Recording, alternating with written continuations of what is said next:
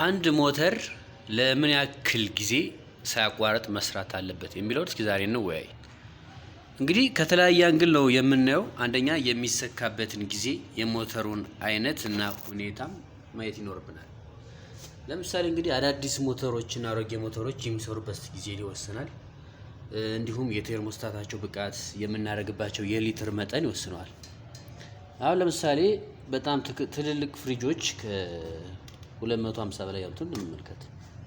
ማለት ዲፖችን እንግዲህ ዲፕ ፍሪጆችን የምንጠቀምበት ቢያንስ ያው እስከ ቢራ ምናምን ስለሆነ በቻሉት ልክ ልንሰካባቸው እንችላለን እና በቻሉት ልክ ስንሰካ ደግሞ ማለት ለምሳሌ አንድ ፍሪጅ 20 ሊትር ኪሎ ወይም 20 ካሳ የሚችል ከሆነ ያ ማለት እስከ 500 ሊትር ነው የሚባለው ማለት ነው። ሙሉ ካፓሲቲውን ስናስችለውና ግማሽ ወይም ትንሽ ነገር ስናደርግበት የማቀዝቀዝ ፍጥነቱ ወይም ሞተሩ መስራት ሁኔታ ስንመለከት ረጅም ሰዓት አይሰራም። ለምሳሌ አንድ አግድም ፍሪጅ 20 ካሳ የሚችል ከሆነ ያልኳቸው አሁን ሙሉ 20 ካሳ ብናደርግበት ቢያንስ እስከ 12 ሰዓት እስከ 14 ሰዓት ይፈጅበት ይችላል ሙሉን ለማቀዝቀዝ። ግን በተቃራኒው ደግሞ የምናደርገውን የመጠጥ አይነት ወይም በሊትሩን ብንቀንሰው ለምሳሌ 20 ካሳ የሚችል ከሆነ 5 ካሳ ብናደርግበት በ4 ሰዓት ውስጥ በዚህ ቅዝቃዜ ይኖራል። ከዛ ውጭ ደግሞ ልክ ቴርሞስታቱን አጀስት የምናደርግበትም ይወስነዋል።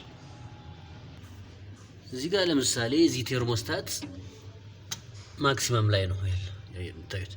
ማክሲመም ላይ ሲሆንና ሚኒመም ላይ ሲሆን እኩል አይደለም የሚፈጅበት የቅዝቃዜ መጠን። ማክሲመም ላይ ስናደርገው ምናልባት አሁን በጣም ቅዝቃዜ ቶሎ ይፈጥርና ልክ ስራውን ከጨረሰ ወዲያውኑ እንትን ልጅ ያቢያስ በጥቂት ሰዓታት ውስጥ ሊደርሱ ሊያጠፋልን ይችላል። ያ ማለት ግን የቅዝቃዜ ለብዱ በጣም ከፍተኛ ላይ ስለሚሆን ልክ ቴርሞስታቷ ትንሽ እንስ እንዳለች ወዲያው ተስነሳው ትችላለች። ግን ኢንተርቫሉ አለ። ኢንተርቫሉ ግን ቢያንስ በትንሹ ከ30 እስከ 1 ሰዓት ሊያርፍ ይችላል። ምክንያቱም አንደኛ ሙሉ በሙሉ ሞተሩ የሚቀዘቅዝበት ሰዓት ነው የሚፈልገው። ሁለተኛ ደግሞ ቴርሞስታቷ ቅዝቃዜ ላይ የሰጣናት ሌብል ልክ ሙቀት መልሳ ለሞተር መልእክት ትሰጣለች። እንግዲህ ያኔ መስራት ይጀምራል ማለት ነው። ስለዚህ አንደኛ እንደነገርኳችሁ የምንሰጠው ለምሳሌ 1 ላይ አድርገነውና 7 ላይ አድርገነው የፍሪጃችንን ቴርሞስታት የሚነሳበት ታይሙ ይለያያል። ለምሳሌ አሁን ይሄ 3 ላይ ነው። ግን አሁን 1 ላይ ብናረገው አሊያም ደግሞ 7 ላይ ስናረገው እኩል አይደለም የሚነሳበት። አንድ ስናረገው የምንፈልገው የቅዝቃዜ መጠን መለስተኛ ነው። ያ ማለት ቴርሞስታት ራሱ ምንድነው የምታደርገው ቶሎ አትከፍትም። ምክንያቱም የቅዝቃዜ መጠኑ በጣም ሙቀት ካልተሰማት በስተቀር አትለኩሰውም። ግን 4 ላይ ብናደርገው ለምሳሌ ወይም 7 ላይ ብናደርገው ደግሞ ምናልባት 1 ሰዓት ማክሲመም 2 ሰዓት ነው ሊያርፍ የሚችለው። ያ ማለት ልክ በጣም ሆት ይሆናል ይሄ ሞተር በሚሰራበት ሰዓት። ይሄ ሞተር ሙቀቱ ከቀዘቀዘ በቂ ነው፣ ሌላ ምንም አይፈልግም፣ መስራት ነው ያለበት። በቃ በሚያርፍበት ሰዓት በጣም ሀይ ሙቀት ከነበረ በ1 ሰዓት ውስጥ ኦልሞስት ወደ ኖርማል ቅዝቃዜ መጠን ስለሚመለስ 1 ሰዓት 2 ሰዓት ኢንተርቫል ሊኖረው ይገባል። ከዛ ውጭ ግን ሙሉ ካደረግነው ቢያንስ ውስጥ ላይ የሆነ ያክል ነገር ካለው እስከ 8 ሰዓት ድረስ ሊፈጅበት ይችላል ለማቀዝቀዝ። ከ8 ሰዓት በላይ ያም ግን ሊደርስ ይችላል። እንዲያውም አዲስ ሲሆን ነው ገና ያልተለኮሰ ወይ መብራት ሄዶ ቆይቶ ከቆየ ነው እንጂ ተለኩሶ የቆየ ከሆነ ግን ቢበዛ 2 ሰዓት 3 ሰዓት ይሰራል። ሪስታርት ያደርጋል። አሁን የተወሰነ ደቂቃ 30 ወይ 41 ሰዓት ደቂቃ ያክል ያርፍና ተመልሶ ራን ያደርጋል። ይሄ የጤነኛ ሞተር በቃ ኖርማል ራኒንግ ውደት ነው። ከዛው ሲነሳ ግን ይሄኛው እንደነገርኳችሁ የማይቀዘቅዝ ከሆነ የሆነ ችግር ሊኖር ይችላል። ወይ ቴርሞስታቷ ዝም ብላ ሴንስ ታሪክ ችግር ሊኖርባት ይችላል ምናምን፣ ወይ ማትዘጋ ትኖራለች። ያን ቸክ ማድረግ። ምክንያቱም በጣም ይሄም ኃይሉ ኦቨር ሙቀቱ ነው ኦቨርሂት እያለ እንትን የምትል ከሆነ ያ ፌር አይደለም። ስለዚህ በዚህ መንገድ ነው ልናደርገው የምንችለው ማለት ነው። ፊክስ ልናደርገው የምንችለው። ስለዚህ አንድ ፍሪጅ ቢያንስ ለማክሲመሙ ከ8 ሰዓት እስከ 12 ሰዓት ይፈጅበታል። እነዚህ አሁን ቢራ ሙሉ በቃ ካፓሲቲ የምናደርገው ነው።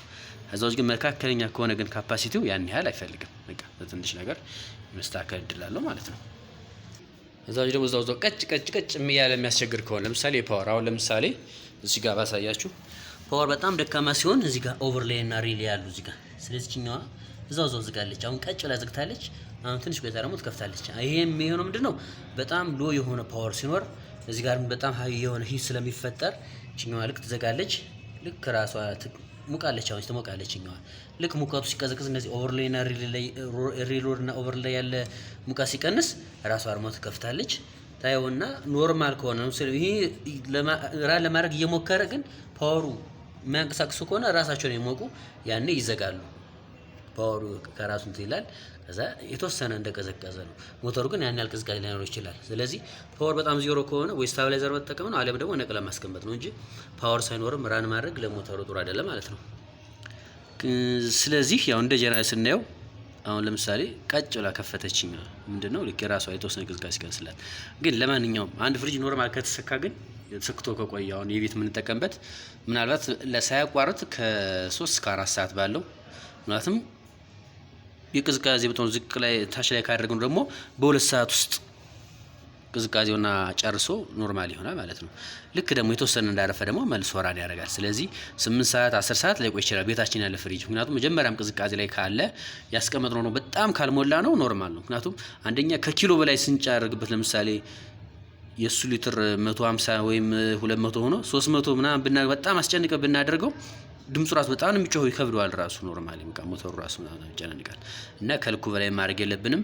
ፍሪጁን በትክክል በሩን መዝጋት አለብን እንጂ በሩ ሳይዘጋ የምናደርገው ከሆነ የመበላሸት ዕድሉና የማቀዝቀዝ እንትኑ ደካማ ነው። ቀይ በትክክል መዘጋት አለበት። ምክንያቱም ይሄ ጋስኬት ራሱ ያን ታሳቢ አድርጎ ነው። ምንም አይነት አየር መውጣት መግባት የለበትም። ይሄኛው ሲዘጋ ቅዝቃዜያችን በትክክል እንዲሆን ከተፈለገ ማለት ነው። በቃ ትክክል ይዘጋል። ቤታችን አንዴ ከሰካ ነው 2 ሰዓት 3 ሰዓት ማክሲመም እስከ 4 ሰዓት ባለው ውስጥ ሞተሩ ራሱ እያቀዘቀዘ መልሶ ይከፍታል ማለት ነው። ለዛሬ እንግዲህ ይዤላችሁ የቀረቡት ይህን ይመስል ነበረ። ሰብስክራይብ ግን እያደረጋችሁ አይደለም። በዚህ አመት እስኪ ቢያንስ 20 መግባት አለብን። ይመቻችሁ።